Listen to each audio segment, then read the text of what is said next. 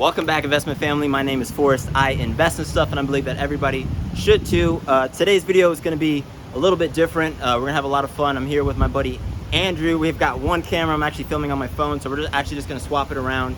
But the topic of this video, and I think something that if you've watched my other videos, you've heard me talk about, is the power of consistent effort versus, not that hard work is important, but the idea that we can just change our lives with like the flip of a switch or just like that, right? I truly believe that our lives and really everybody's lives are the result of what you do every single day. So you can look at what you've done over the past week, 2 weeks, 3 weeks, 4 weeks, right? What have you done recently that is driving you towards the life that you want to have, the outcomes that you want to have, big or small, right? Whether it's your fitness, diet, routine, big dreams, cars you want to buy, right? People you want to know, relationships you want to have, literally anything and everything, right? So it's going to be super kind of open-ended, but yeah, I'm just going to flip it around and introduce my buddy Andrew. He is down here in Florida. He does mortgages. Actually, let's let him talk about it, but yeah, let's go ahead and flip it around and meet Andrew. Get on over here. All right. What's going on, everybody? My name is Andrew. If you want to follow me on Instagram, my handle is Drew's the Move. And I guess a little bit about myself. I live here in Miami, Florida. I specialize in mortgages, mainly non-warrantable condos, single-family homes, anything that is residential. This is what we do. Yeah, so commercial mortgages. Maybe tell me a little bit about how you got to where you are, and kind of what does that journey look like for someone kind of getting to where you are now, and your thoughts on just the power of consistency. Yeah, of course. So I guess getting where I am today wasn't really like a straight line from A to B. I didn't go to school for mortgages. I actually went to school for accounting. Before that, I was studying architecture and engineering, and I was really just like a musician. I was very creative. Seeing myself doing numbers was never something that I wanted. I actually started because after I got my degree in accounting, I went to a couple of interviews and I just realized that just wasn't what I wanted to do. So I ended up getting into sales. And if you know anything about sales, if you're in sales, I mean, we're all in sales in some aspect, right? Right. If you're in sales, you know the power of consistency and the power of doing the same thing over and over again. Not just banging all your calls out in one day, but really hitting a certain number, hitting a target day after day after day. That consistency is what actually drives your success and propels you.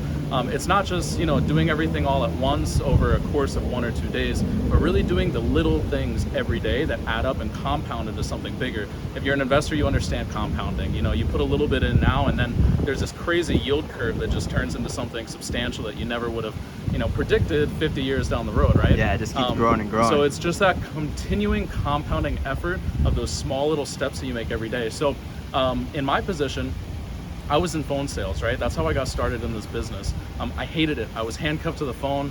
Thank God I don't, I have the luxury of not being in that position now, but it wasn't always like that. I used to have to make hundreds of calls a day. And I at first hated it. I still to this day would hate it if I had to do it. It's a grind. I mean, that business is heads down. It is, and all day you're calling people that don't want to talk to you. They have no idea who you are. They're not interested in what you have to say, and you have to convert somebody that's completely cold into someone who can relate with you, feel you, and have at least some type of genuine connection with you, right, by the end of the call. And so the idea with doing that was creating a script, something that you would replicate day in and day out, something that you would use over and over again, right? And we would set targets, and we would say, hey, we're gonna make 200 phone calls today, and we know that out of these 200 calls, we're gonna probably connect with maybe 40 people, and of those 40. So actually I wanna double click on that. So what do you think is the value in having that script versus just saying, I'm gonna do this every day? Why have the script instead of just show up every day? What's kind of the added value there? What's the logic behind that? Sure. So I think scripting is really, really important because it gives you a basis and an emphasis to go off of with each call. Going back to that consistency, right? Not just in phone sales, maybe in interpersonal skills, maybe with the way that you run your social media, right? Having a script is so important because right now we're going off the cuff, right? So we can kind of collect ideas, from here and there, but we may miss certain points of things that later on when this video gets released, we're like, oh, I wish I had touched on this point. Sure, right. But when you do things over and over and over again, and you start building out this script, your script is like, it's like this this mold that always changes. You're always going to be tweaking the script, making different changes based on the conversations that you have. It gets built up over, you know, the more people that you speak to, the better ideally your script gets. Right. So having that basis that you can continue to repeat over and over again gives you a point A and a point Z, or a point B, right? Jordan Belfort, he used to, you know, and he still sells the straight line to persuasion. That's how I got started with my training in sales. And you know, the lifeline of the sale is point A to point B, and you ideally want to be in this momentum, right? You're going up and you're going down, and you're going completely off the line when you start talking about random things.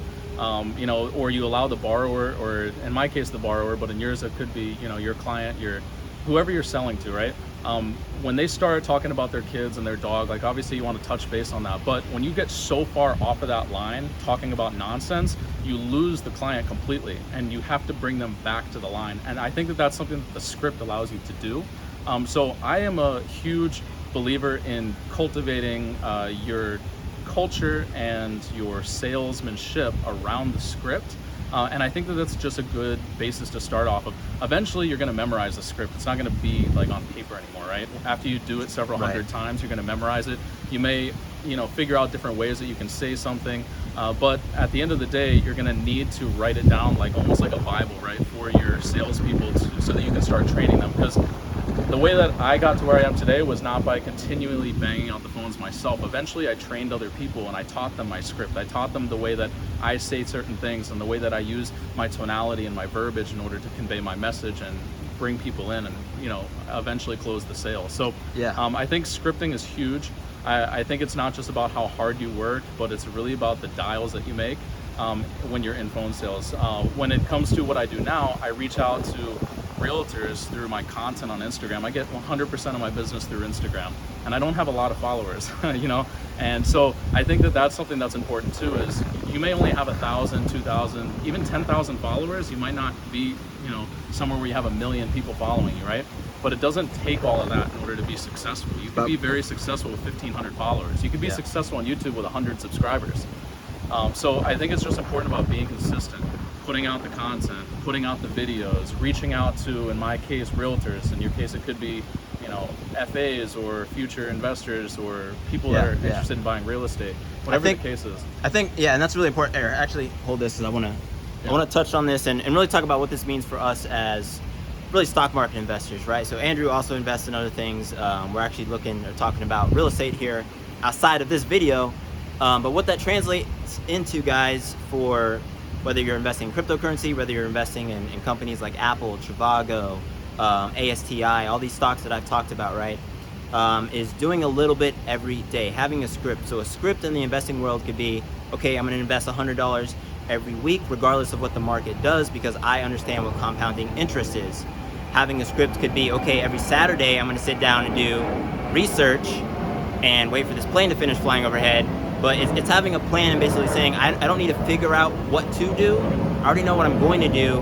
And then from that, the pieces will start to fall out. So one of the things that I do even is every, you know, few days a week, I have times where I sit down and write videos.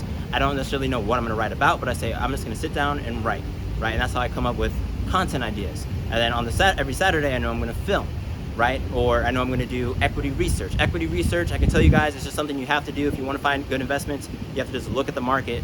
So I literally will just sit at my desk. It's not exciting, and we'll just read news, look at stocks, see what other people are saying. And this is just something that I do every single Saturday, right? I just have a script for it, and over time, eventually you'll find these big winners in those breakouts. I also want to flip back to Andrew here in a second and talk a little bit about more on the value of that script and really why, guys, thinking of breakouts, whether it's in doing big deals in sales, but also finding breakouts in the stock market, right? So my question to Andrew, I'm gonna flip it back over to you, is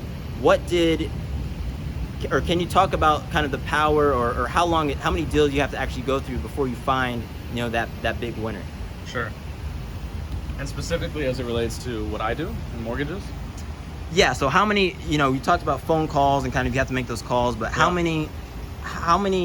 long would you say it takes, or how many prospects or potential deals do you think you have to go through before you find that big win, right? Often we look at people who are closing $1 million sales, right? Like let's just say you close a big deal, your biggest deal. It's like, how many deals do you actually go through before you get those big wins, and what can people expect when they're getting into sales or doing anything? Like, how many failures or no's can you expect before you find those big wins? Yeah, I think that when you first get started, expect this number to be exacerbated. You're gonna have to go through a lot of no's, a lot of failures, a lot of, you know, people potentially cursing you out, you know, getting you off the phone as quick as possible. If it's interpersonal sales, like, you know, I met Forrest when I was working at Edward Jones Investments in St. Louis. At Edward Jones, they trained us how to go door to door, knocking, trying to sell investments to people, right? How many people do you think opened up their door to me and was like, hey, here's my Social Security and my 401k, and here's this and here's that? I mean, it happened, right? But it wasn't every door, and it certainly wasn't even 1 out of 1,000. I had to knock on thousands of doors before I'd get one person to openly share their information with me and maybe make me a cup of coffee. I got chased by dogs. I got doors slammed in my face. I was rejected over and over and over again. And this translates into every aspect of your life, whether it be, you know, you're a guy trying to chase girls, or you're a girl trying to get with guys, you know, whatever the case is, right? Whether it's your personal life, your business life, your financial, your relationships, whatever the case is, you know, I think what it comes back to at the end of the day is not just about the numbers, because you're gonna have to hit a lot of no's before you get that yes, especially if you want a big whale, right? I think here in mortgage, I'm lucky right now because of the way that I present my brand. All I get is jumbo loans. So the majority of the loans that I do are between 800,000 to 4 million as far as the loan amounts are concerned. Purchase prices could range as high as 6 million. So I do a lot of bigger deals now. Like, we would consider these whales in comparison to what I was doing before. Right. And it's great because that represents the majority of my business at this point in time, but it wasn't always that way. And I think really what it comes down to, more importantly than a script, more importantly than the number of dials you make or the number of different action items that you take on a daily basis, is really knowing what you want. You know, I was just reading actually Think and Grow Rich again. I haven't read this book in years. And you know, Napoleon Hill talks about definiteness of purpose and ultimately having a burning desire for something. If you have a burning desire for something, you will be successful. If you know what you want, you will be successful. It makes those daily activities of being consistent more achievable. Maybe not as easy, but you have some purpose behind them as to why you're doing them. You know, I wasn't successful at Edward Jones. I failed miserably. I went to Merrill Lynch after that. I wasn't successful there either. I failed miserably. I left the market entirely and I moved over to mortgages. My first 2 mortgage companies I worked at, absolute failure. I was terrible on the phones. I lost on every call. There were months that I made nothing. There were months that I just did, you know, terrible, and people outcompeted me and I was the last person on the totem pole for sales, right? And that happened over and over again for years. And the reason why is because I didn't know what I wanted. People always talked about this, you know, your why. Right. At Edward Jones, they were always like, you got to know your why. Is it your kids? Is it your, you know, your wife that you're trying to feed? You know, whatever the case is. And I didn't have any of that. I just was kind of going through the motions. I didn't know what I wanted. And it wasn't until I made up my mind, like, hey, I've got an action plan of what I want. I want to buy an investment property. I want to, you know, put aside money for my future wife, my potential ring, like whatever I buy down the road. You know, it wasn't until I mapped out certain goals and realized what I wanted did I say, hey, you know, I don't feel like making content today. I don't feel like posting a picture today. I don't feel like making these dials or calling realtors or going to this event, but this is going to help me get closer to the next goal.